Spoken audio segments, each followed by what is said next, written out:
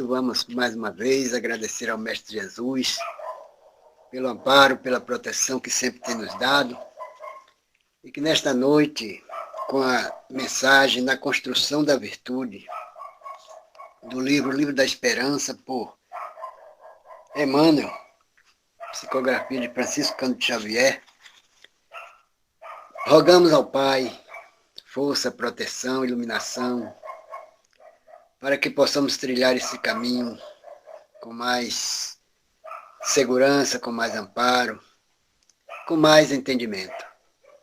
Amado Mestre, te pedimos por todos os nossos irmãos encarnados, pelos nossos irmãos desencarnados, principalmente pelo nosso irmão Everton Bruno, aqui no Brito Melo, que tirou a própria vida no sábado passado, e que a luz do Mestre Jesus ampare e proteja esse irmão. Te pedimos também por todos aqueles irmãos que se encontram necessitados da tua luz, por aqueles que faltam pão, mas dai, Senhor, força para que possam prosseguir a caminhada, seguindo os teus ensinamentos. Dai sempre a proteção, ilumina o nosso palestrante da noite, Evaristo Sampaio, que fará a palestra da noite, trazendo luz, paz e harmonia. Que a tua misericórdia seja conosco hoje, amanhã e sempre. Assim seja. Então, mais uma vez, passo a palavra para o nosso irmão Evaristo Sampaio, que vai dar prosseguimento ao trabalho da noite. Muita paz. Pronto, pessoal, boa noite. Isso. Mais uma vez, Alice, Alberto, Letícia e a todos que estão online. O tema é um tema abrangente, né? A virtude, fala da virtude. A gente fica pensando, não existe nenhum ser humano que não tenha uma virtude. Por mais bárbaro que ele seja, ele tem alguma coisa de bom, que é uma virtude, né? O Evangelho nos diz que a virtude, no mais alto grau, é o conjunto de todas as qualidades essenciais que constituem o homem de bem.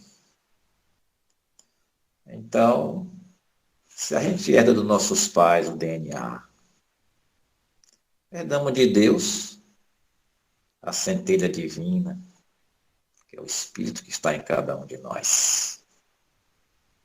E claro, é evidente que Deus colocou a virtude em forma de germes, né, latente em cada um de nós, para a gente desenvolver por nós próprios, por nossos méritos, essas qualidades, né?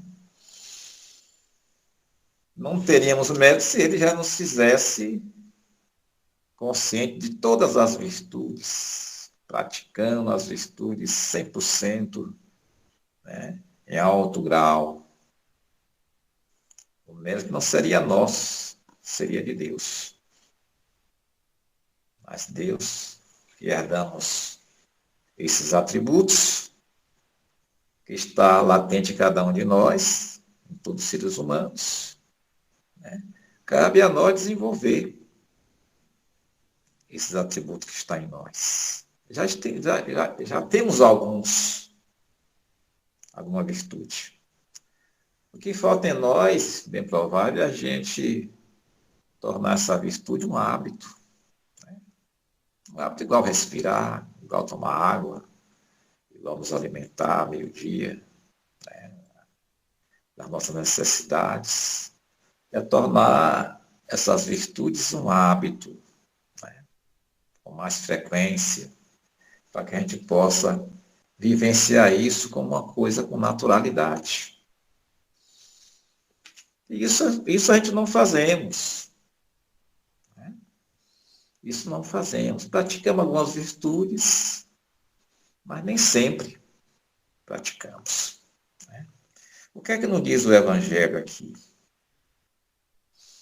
O homem virtuoso é bom, caricativo, laborioso, sóbrio, modesto, são qualidades do homem virtuoso. Infelizmente, quase sempre as acompanham pequenas enfermidades morais, que a desornam e atenuam. Claro e evidente, nós estamos ainda em estado de espírito imperfeito. Temos algumas virtudes, mas também temos defeitos, né? Que nos acompanha, que ainda a gente não conseguiu se desvincular desses defeitos, desses apegos, né? Não é virtuoso aquele que faz ostentação da sua virtude, pois que lhe falta a qualidade principal, a modéstia, e tem o vício que mais se lhe opõe, o orgulho. Então vejamos, a falta de modéstia, a vaidade, o orgulho, né? Tudo isso dificulta a gente tornar um hábito alguma virtude que nós temos, né? A virtude verdadeiramente digna desse nome não gosta de estandear-se. É uma coisa silenciosa, sem barulho, né? No silêncio. Adivinham-na ela, porém, se oculta na obscuridade e foge à admiração das massas. Isso é que não diz o Evangelho aqui segundo o Espiritismo, no capítulo 17. São Vicente de Paula era virtuoso. Eram virtuosos o digno cura de Ardes e muitos outros quase desconhecidos do mundo, mas conhecidos de Deus, né? Pessoas que passam aqui pela terra com virtudes que não chamam a atenção das pessoas, faz as suas obras no silêncio, né? E não são percebidos. Todos esses homens de bem ignoravam que fossem virtuosos. Deixaram-se ir ao sabor de suas santas inspirações e praticavam o bem com desinteresse, completo e inteiro esquecimento de si mesmos, né? A gente tem exemplos que passaram pela Terra, né? Que deixaram um rastro de luminosidade para cada um de nós. A virtude assim compreendida é praticada, é que vos convido, meus filhos, a essa virtude verdadeiramente cristã, verdadeiramente espírita. É que vos concito a consagrar-vos. Afastai, porém, de vossos corações tudo o que seja orgulhoso, vaidade, amor próprio, que sempre desadornam as mais belas qualidades. Não imiteis o homem que se apresenta como modelo e trombateia ele próprio suas qualidades a todos aos ouvidos complacentes. Ele se exalta, né? É muito comum, às vezes, a gente se exaltar, mostrar nossas qualidades. É falta de modéstia, como diz aqui. A virtude que assim se ostenta esconde muitas vezes uma imensidade de pequenas torpezas, de odiosas covardias. Em princípio, o homem que se exalça, que ergue uma estátua à sua própria virtude, anula, por esse simples fato, todo o mérito real que possa ter. Entretanto, que direi daquele cujo único valor consiste em parecer o que não é? Interrogação. Admito de boa mente que o homem que pratica o bem experimenta uma satisfação íntima em seu coração, mas desde que tal satisfação se exteriorize para colher elogios, degenera em amor próprio. Aí é que está, né? Às vezes a pessoa tem boas qualidades, mas faz questão de aparecer para a mídia, né, para receber elogios, né, para estar sempre em um estado, né, na rede social. Ó vós todos a quem a fé espírita aqueceu em seus raios, e que sabeis qual longe da perfeição está o homem. Jamais as barreis em semelhante escolho. A virtude é uma graça que deseja a todos os espíritas sinceros. Contudo, dir-lhes-ei, mas vale pouca virtude com modéstia do que muita com orgulho. Pelo orgulho é que as humanidades sucessivamente se hão perdido. Pela humildade é que um dia elas se hão de redimir. François Nicolas Madeleine, Paris, 63. Veja aí a mensagem desse Espírito que deu sobre a virtude. Né? Então, cada um de nós temos virtudes. Não temos todas, porque é um conjunto de qualidades, né? A misericórdia, a compaixão, né? Perdoar, amar, a caridade, ela é bem extensa, né? E nós temos algumas delas, né? Apenas que a gente não tem o hábito de praticá-la sempre, praticamos assim esporadicamente. Mas nós fazemos disso um hábito do nosso dia a dia, às vezes vacilamos. Emmanuel, no livro da Esperança, ele pega essa parte que eu li aqui, do Evangelho, e destrincha aqui. E a gente vou ler, a gente vai fazer alguns comentários. Ele começa analisando o seguinte: tolera descabida injúrias e cala a justificação que te pede da boca, esperando a preço de lágrimas que o tempo te mostre a isenção de culpa. No entanto, com isso, promoves o reconhecimento e a renovação dos teus próprios perseguidores. Vejamos aquelas pessoas que são perseguidas, né, por causa da justiça. Ele permanece em silêncio, recebendo toda a injúria, toda a calúnia. Em nenhum momento ele se defende dos seus perseguidores. Vejamos na Índia, quando Mahatma Gandhi liderou aquele povo para se libertar do império inglês, né? A polícia atacava aqueles indianos com porrada, prendia um bocado, o Mahatma mesmo foi preso várias vezes, mas eles não reagiam. Nenhum deles reagia. Os policiais, refletindo essas ações, às vezes recuavam, ia para suas casas e analisava o comportamento daqueles homens, daquela massa, que queria apenas a liberdade do seu país. Perseguidos, mas não revidavam, apenas silenciava, apanhava em silêncio.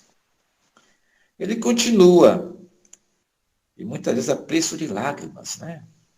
A preço de lágrimas. Vejamos o Madala, né? Por vários anos preso. 20 e tantos anos preso. E não perdeu a sua virtude de paciência e perseverança, as suas qualidades.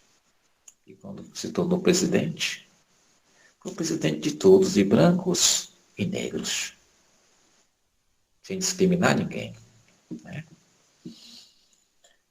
Podes apropriar-te da felicidade alheia. Interessante. Através de pleno domínio no lar de outrem. A custo do infortúnio de alguém. E embora padecendo agoniada, fome de afeto, Ensinas a prática do dever a quem te pede convivência e carinho. Todavia, como semelhante procedimento, acende na própria alma a chama do amor puro com que um dia aquecerá os entes queridos nos planos da vida eterna. Muitas vezes as pessoas não são entendidas nos seus lares, não são compreendidas, não são valorizadas. Muitos pais não são valorizados pela sua prole.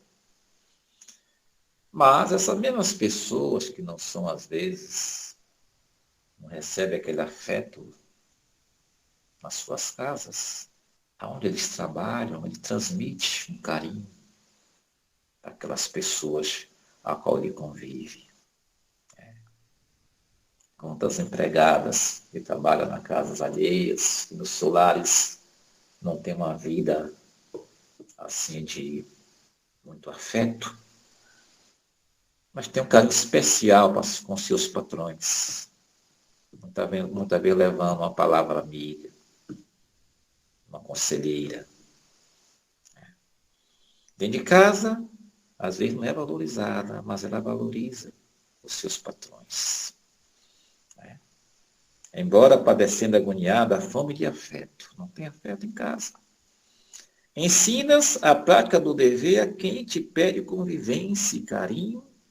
Todavia, com semelhante procedimento, acende na própria alma a chama do amor puro com que um dia aquecerá os entes queridos nos planos da vida eterna.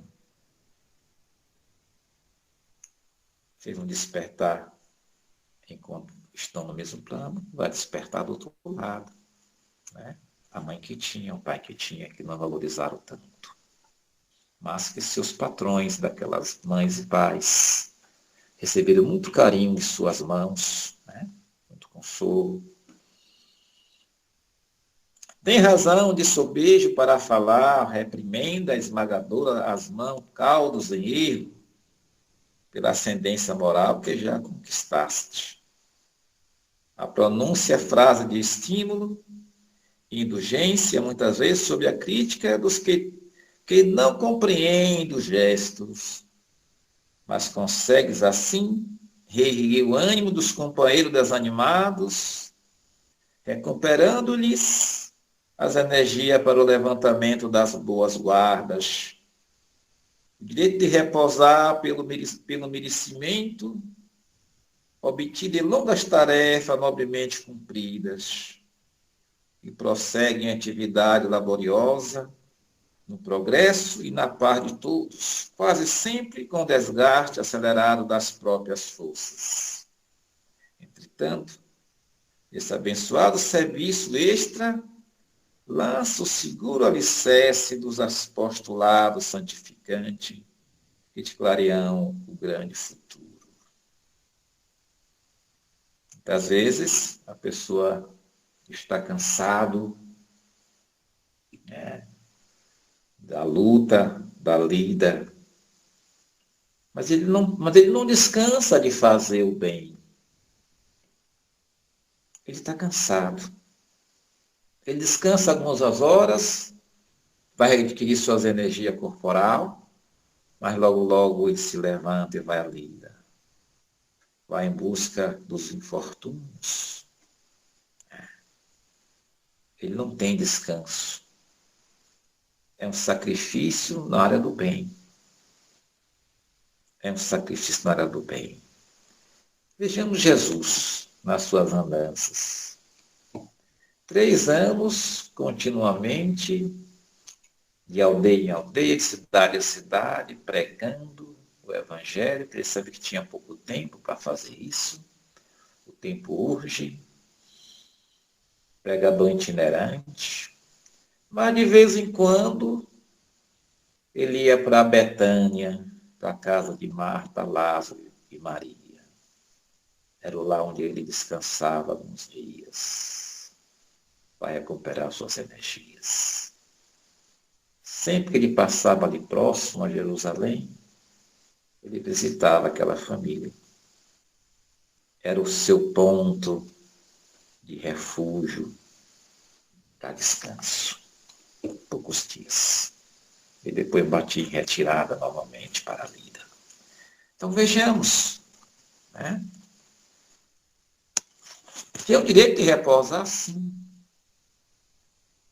mas o repouso apenas o necessário para que o corpo restabeleça as energias necessárias para cair em luta na lida.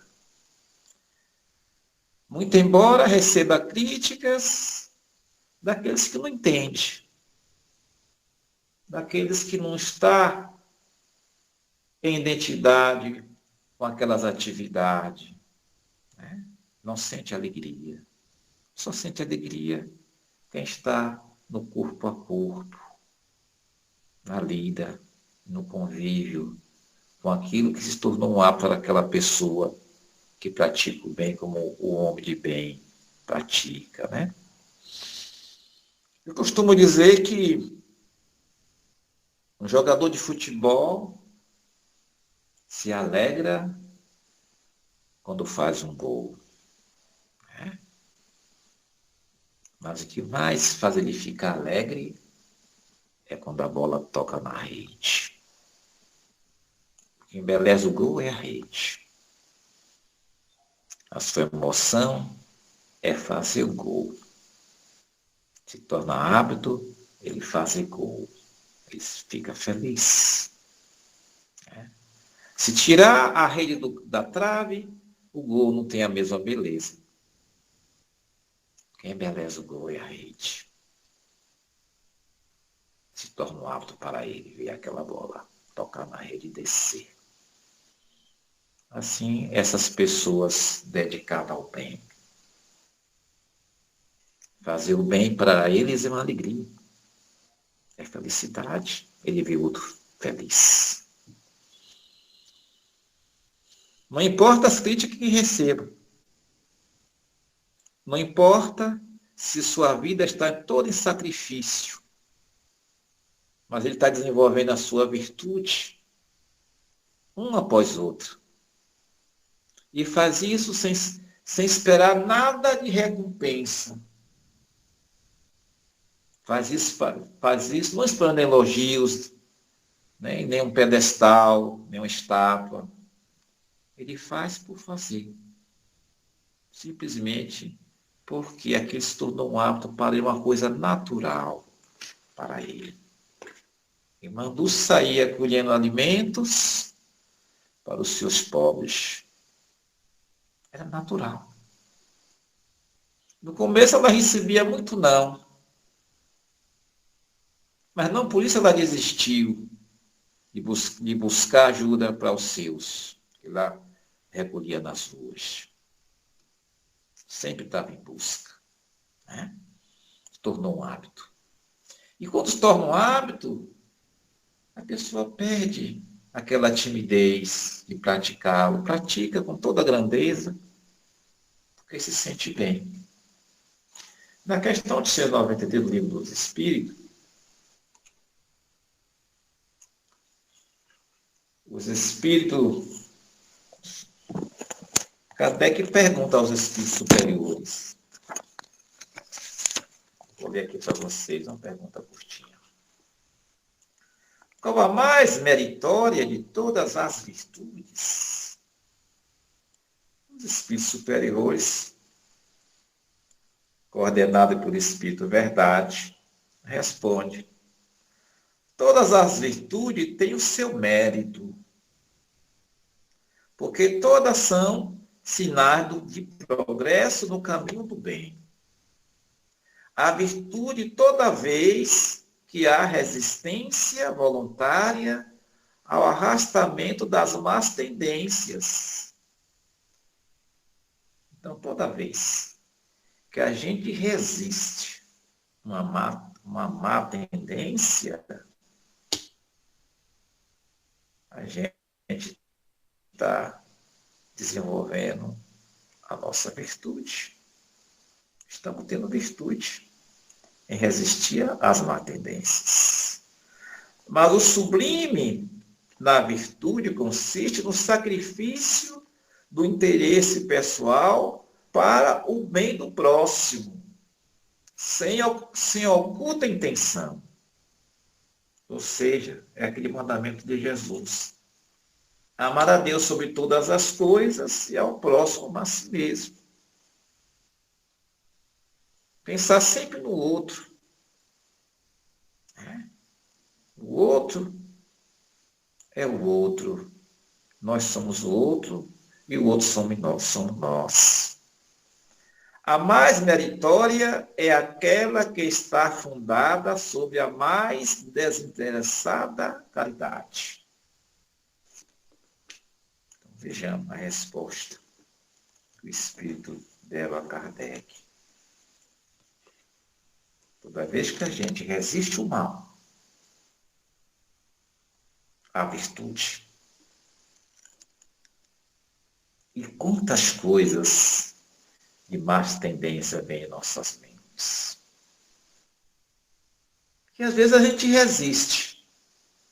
E muitas vezes a gente, displicentemente, não se vigia e termina caindo em tentação. Principalmente quando a gente não tem assunto e começa conversando as coisas aleatórias. Quando pensa que não, está entrando em fofoca, está apontando o defeito do outro. Ou então se exaltando em algum ponto. Mas é necessário vigiar e orar para que possamos estar atentos. E nós não estamos só. Em torno de nós há uma grande multidão. Até mesmo buzinando nossos ouvidos. E às vezes a gente não percebe que aquele pensamento não é nosso. E às vezes cedemos. Não resiste. Só depois que a gente vem à tona. Então essa é a questão que ele fala da virtude, da perfeição moral. Vejamos que Jesus nos dá como exemplo a perfeição divina. Olha que interessante. Ele sabe da distância que existe entre nós e ele, quanto mais a distância entre nós e Deus. Sede perfeitos, como perfeito é meu Pai que está nos céus.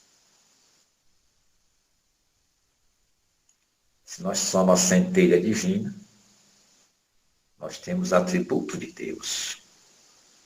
Só que está em estado de semente. Cabe cada um de nós desenvolvê-las gradativamente. Não dá para desenvolver de uma vez assim, de um pulo. É devagarinho. Se cada existência em desenvolver algumas virtudes, já está de bom tamanho. Mas tem coisa para ler aqui ainda de Joana. De Joana não, de Emmanuel.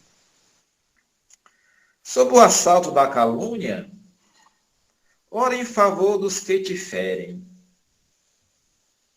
Jesus já ensinou isso para nós, está lá no Evangelho.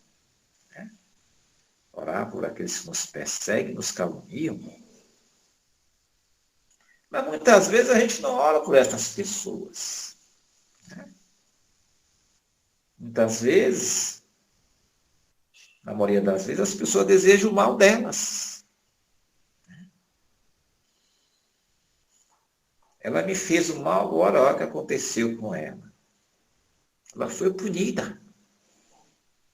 E eles pensam que foi Deus que puniu. E Deus não pune. Quem nos pune é nós mesmos, através da nossa consciência, quando a gente desperta do erro que cometemos. Sobre o assalto da calúnia. ora em favor dos que te ferem.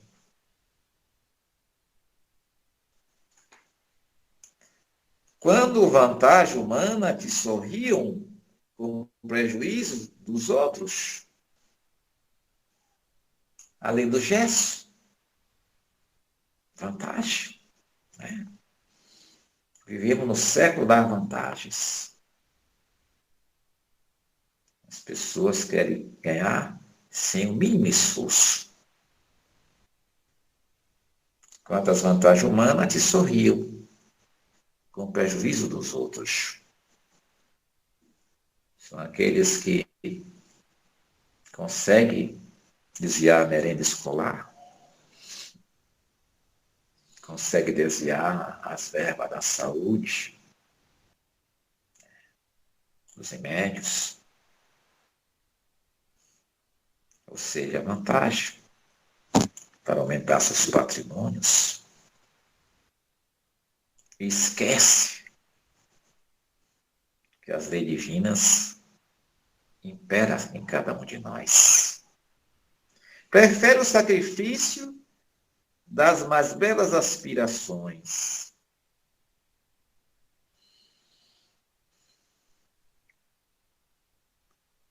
Com autoridade suficiente para a censura, semeia a benevolência onde estiveres. Essa é a mensagem para cada um de nós. Né? Vamos preferir o sacrifício do que vantagens humanas. Porque é a porta estreita. A porta estreita é sacrifício, é luta, é dificuldade. Né? Mas tem que ter perseverança. Bem-aventurados os que têm sede de justiça, porque deles é o reino dos céus. Está em Mateus, capítulo 5, versículo 10. Sacrifício das mais belas aspirações. Então, estava falando, quando Jesus fazia a sua escolha dia de sábado, os seus contemporâneos judeus o censuravam, né? Porque ele não respeitava o dia de sábado. O que é que ele dizia? O homem é o senhor do sábado. O sábado foi feito para o homem, não o homem para o sábado. Né? Então, ele dizia, meu pai trabalha sem cessar. E eu trabalho também. Então, o descanso, né? O descanso, retendo a pessoa do descanso, abraça no esforço e trabalha sempre. Eu falei antes, muito embora cansado, mas não é motivo para a gente ficar estagnado. Reposa, requer novamente energia e cai na lida. Quem suporta serenamente o mal que atraiu para si mesmo, trilha a estrada bendita da resignação. Contudo, quem pratica o bem quando pode fazer o mal, vive por antecipação, na iluminação, na iluminado país da virtude. Isso é a mensagem de Emmanuel, né? Através da construção da virtude. Então, nós percebemos aí, né, as sábias palavras de Emmanuel, que a virtude está em cada um de nós. Toda vez que a gente resiste em fazer o mal, estamos desenvolvendo a nossa virtude.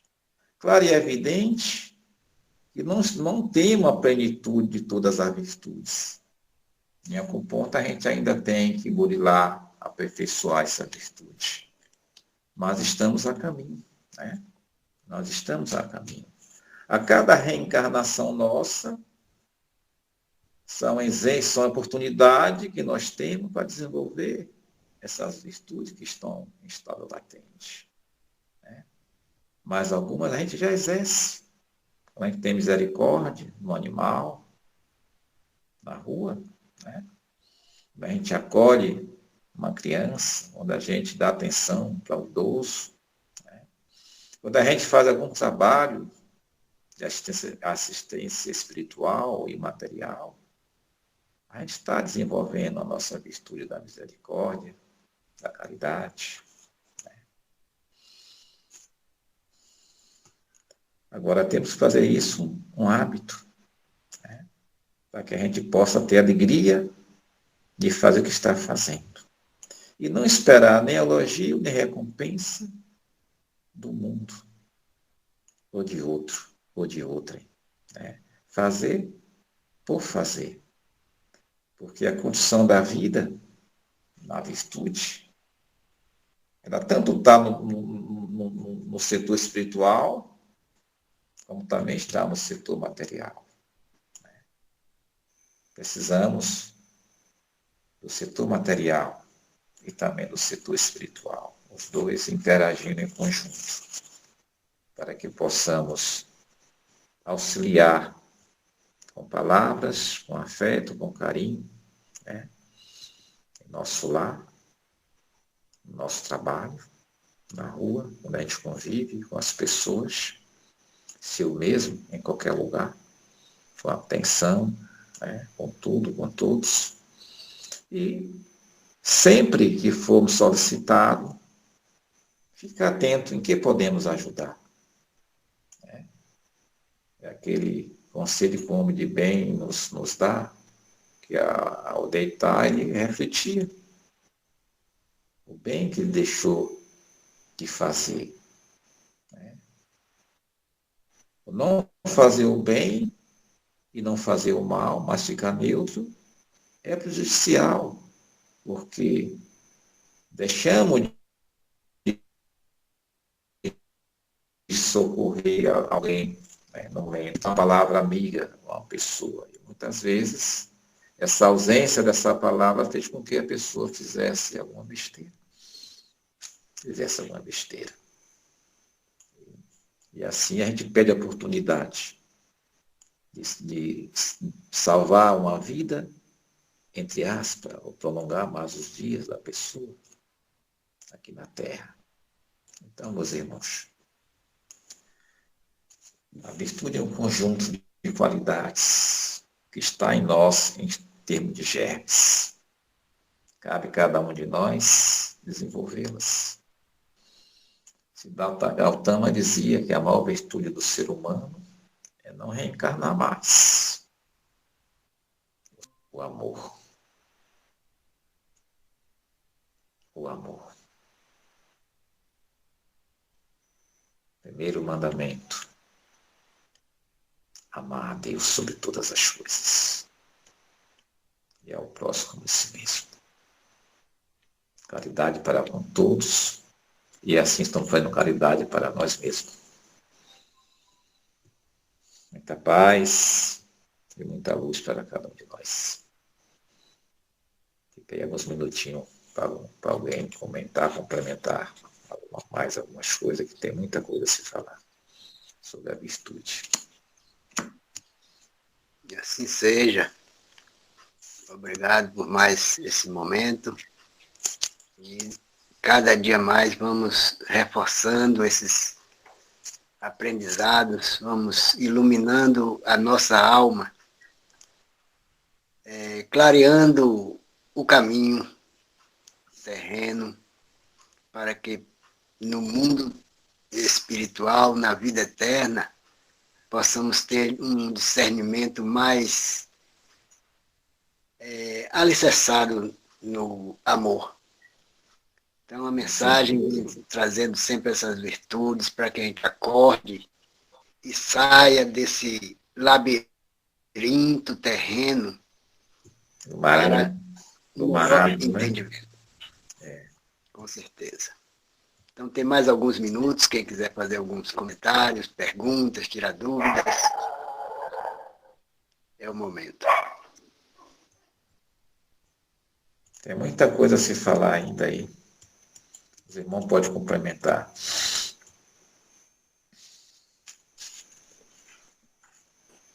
Só quero dar os parabéns para o senhor, seu Evaristo, seu Adalberto. Deus que abençoa vocês. Excelentes reflexões. Muito boa mesmo.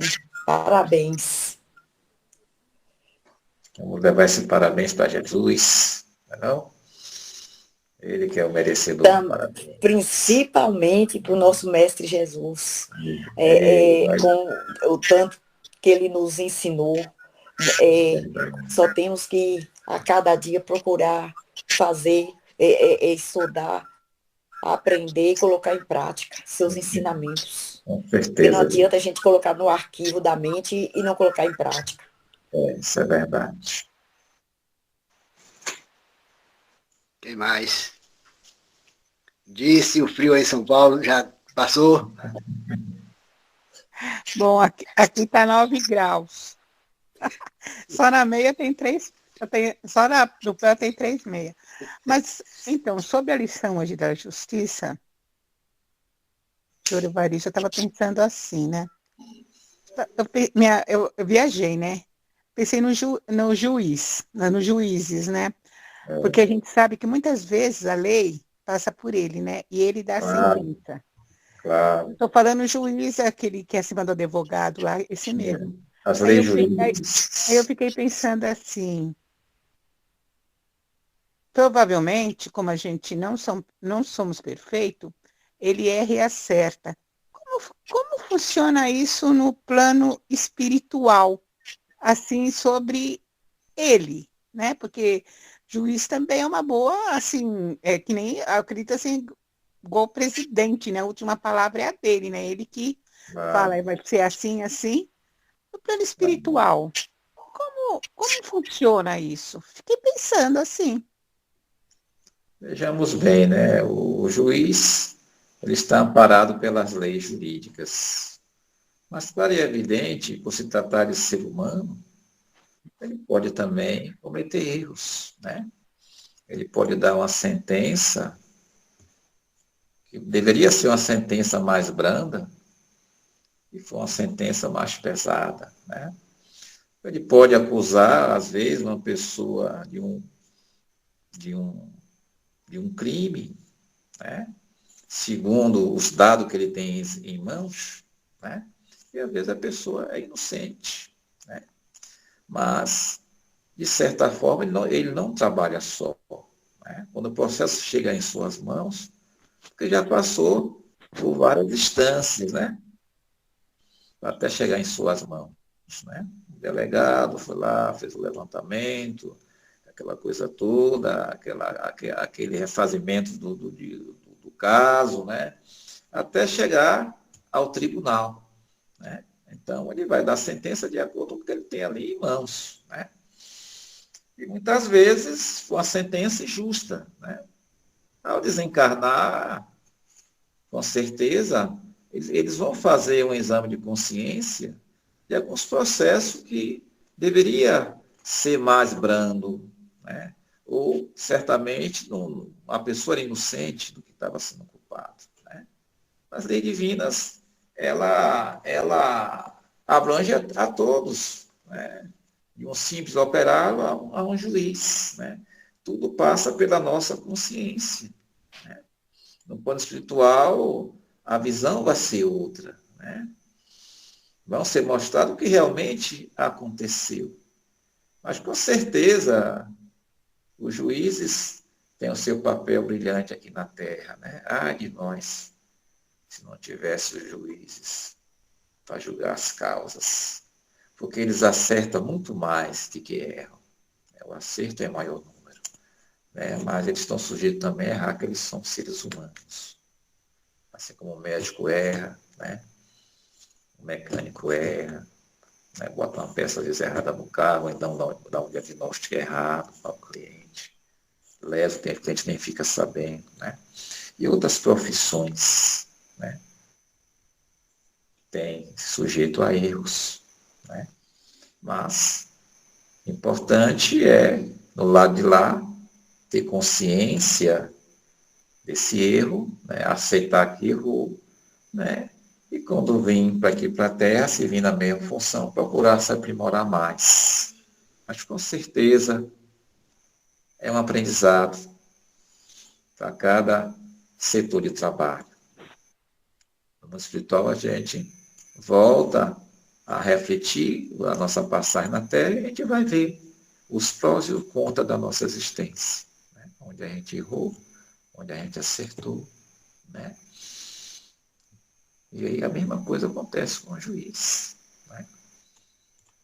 Com certeza. Ele também é um ser humano, né? Somos um pouco juiz, somos técnico de futebol, somos advogados, somos médicos. Cada coisa a gente é um pouco, né? Com certeza. E o que mais a gente faz é ser juiz. É julgar as pessoas, dizer isso, você não podia fazer assim, tem que ter feito assim, assado, né? Às vezes falta um pouco de modéstia, dizer, será que se o caminho fosse assim, não seria melhor? Né? Uma orientação diferente. Mas muitas vezes a gente somos taxativo, né? Nem sempre a gente orienta o outro assim no intuito de apenas orientar, né? Chamar ele para despertar um pouco. Às vezes a gente é taxativo, já fala o que tem que fazer. Ou então, senão ele errou mesmo. Errou, tem que ser preso, tem que pagar. E a gente às vezes não sabe qual foi o meandro que aconteceu. A gente às vezes recebe a notícia fragmentada e a gente já faz o nosso julgamento. Infelizmente, o ser humano é juiz, tem um pouco de juiz, de médico, de advogado. Tudo a gente bota o nosso dedinho e quer dar a nossa opinião, com certeza. Concordo contigo.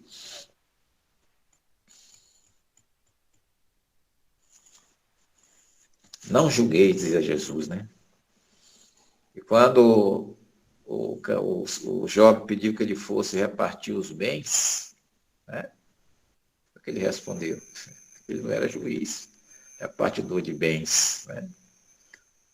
Você vê, Jesus dizendo isso, quanto mais nós, né? Um exemplo para nós, que não devemos ser juiz, nem advogado, né? Ser simplesmente dizer sim, sim, não, não. Ser sincero, né?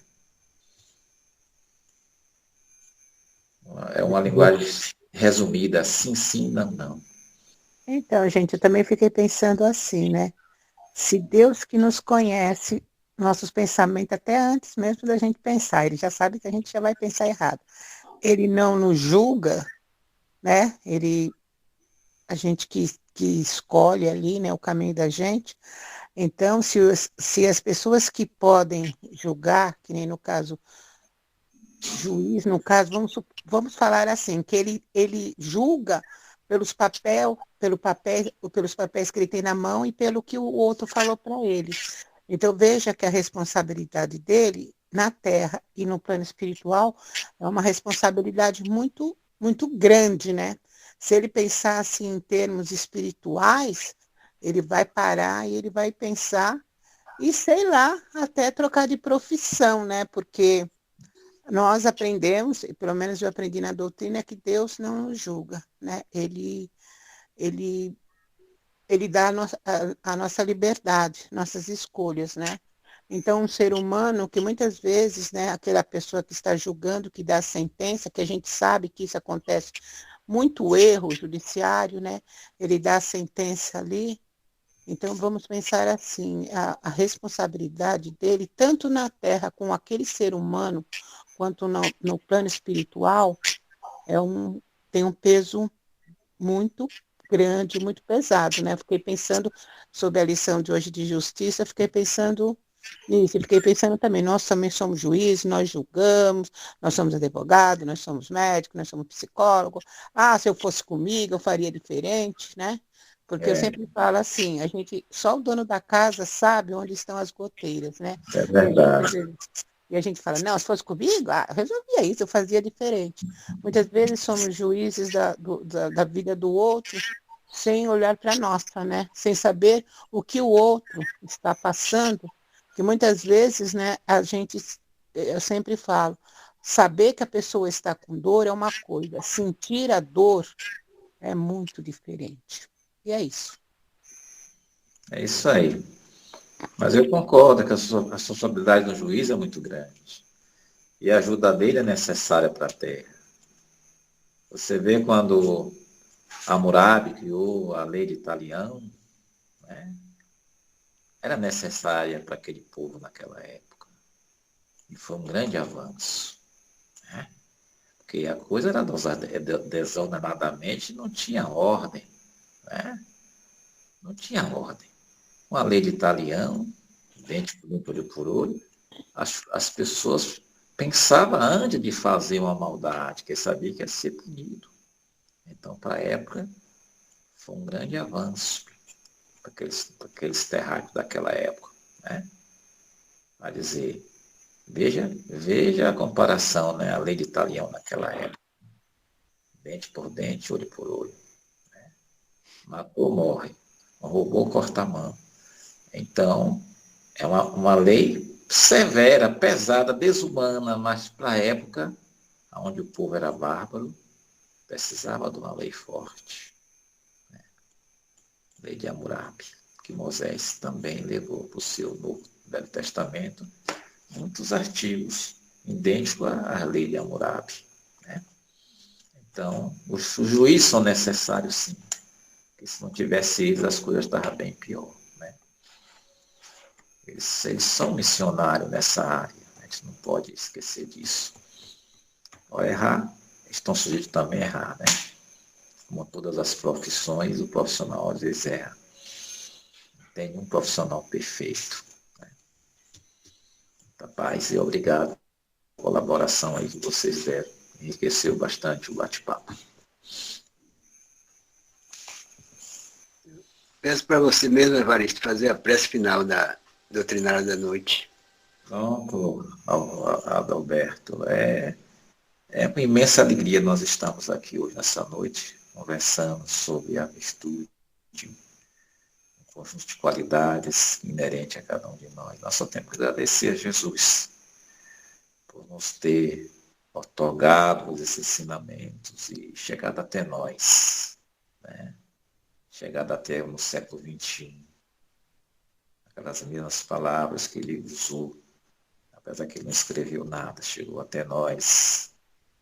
Mesmo assim, a gente consegue absorver alguma essência. Se a gente colocar em prática, seremos felizes.